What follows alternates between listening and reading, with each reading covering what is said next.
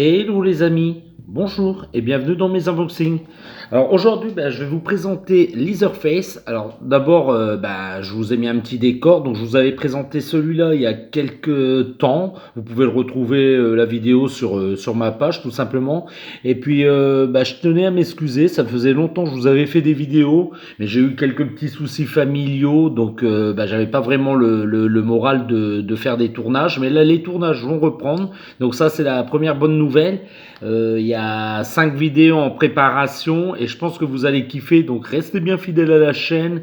Et puis vous allez voir, il y a pas mal de figurines, il y a de l'ouverture, il y a des présentations de livres aliens parce que ça, je sais que vous aimez bien. Donc on va commencer tout de suite, trêve de bavardage. Donc aujourd'hui, je vous ai mis le petit décor. Oui, j'y ai pensé. Donc je vous ai mis l'ancien parce qu'on va comparer avec la nouvelle qu'on a achetée. Voilà, donc je le mets là, comme ça vous l'avez bien dans la vue. Et je vais vous montrer tout de suite ce que je vais vous présenter. Donc ça sera ce Leatherface là, donc ça sera une édition spéciale. Donc le Massacre à la tronçonneuse 1119, voilà. Le côté de la boîte, voilà, comme ça vous le voyez entièrement. J'espère que vous verrez bien, j'ai mis ma lumière. Voilà, l'arrière de la boîte, toujours aussi belle, quoi, avec une représentation du personnage, tirée, je pense, du second film, mais je peux pas confirmer. Confirmez-moi ça dans les commentaires, comme ça on saura. Voilà, l'autre côté de la boîte, rien d'extraordinaire. En dessous, voilà, pour ceux qui veulent lire, vous savez ce qu'il vous reste à faire, quoi, une petite pause et puis je vous dis bonne lecture. Voilà.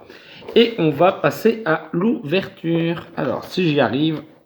Alors, c'est un petit peu difficile car j'ai les bras très tendus. Hop.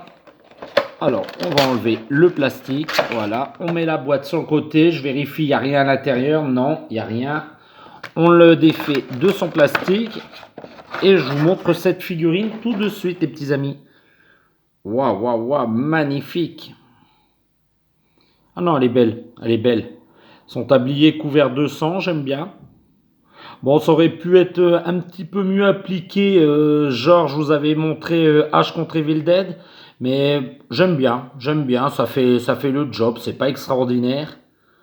Le masque, c'est vraiment ce qu'ils ont mieux réussi, on voit bien toutes les coutures du masque, non, non, vraiment très très beau. Les cheveux, voilà, un peu en bataille comme ça. Hop, je sais pas si je vous ai montré l'arrière, donc je le fais tout de suite. Voilà. Ah non, il est beau, hein. Voilà, c'est un personnage qui reste assez simple. Alors, je vais essayer de le comparer avec la première version qu'on a.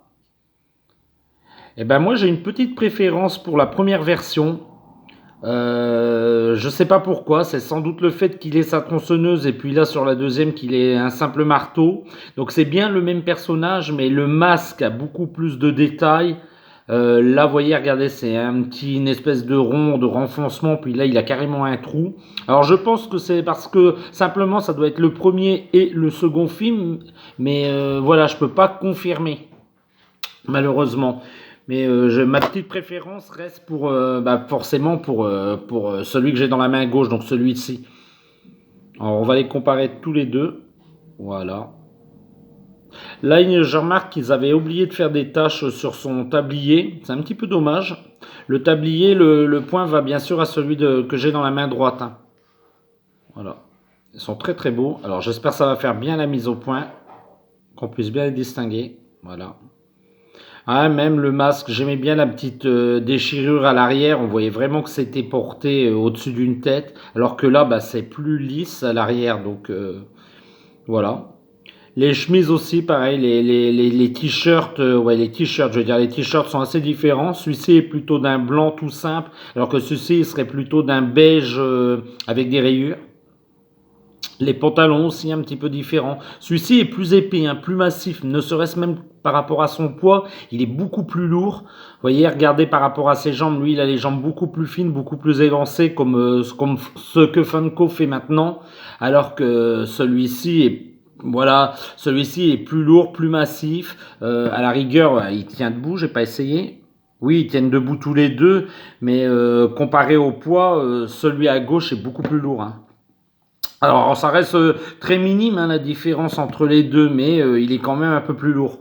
Et puis aussi peut-être le fait qu'il ait une tronçonneuse dans les mains et lui est juste un simple marteau. Après, ça reste des très belles figurines. Donc, on va passer à la suite.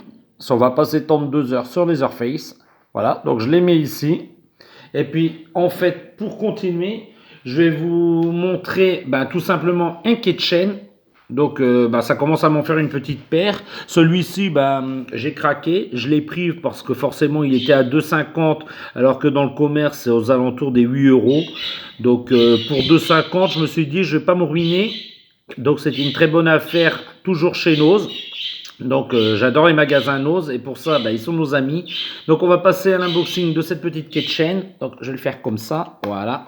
Alors c'est très très dur à ouvrir les keychains. Les boîtes sont très très solides, très très dures. Alors voilà, elle va sortir. Vous reconnaîtrez bien sûr que c'est le personnage de Wonder Woman. Je vous ai pas montré la boîte, voilà.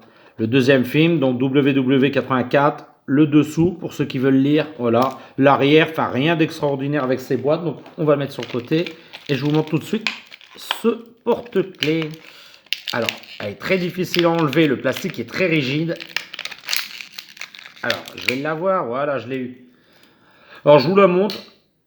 Voilà, vous connaissez déjà le personnage, je vous l'ai présenté sur la chaîne en fin de copop.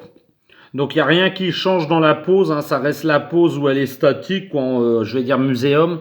J'aurais préféré avoir la rigueur celui en vol qui est beaucoup plus dynamique, mais bon, il n'y avait que celle-ci, et puis bon, ça complétera ma collection, quoi.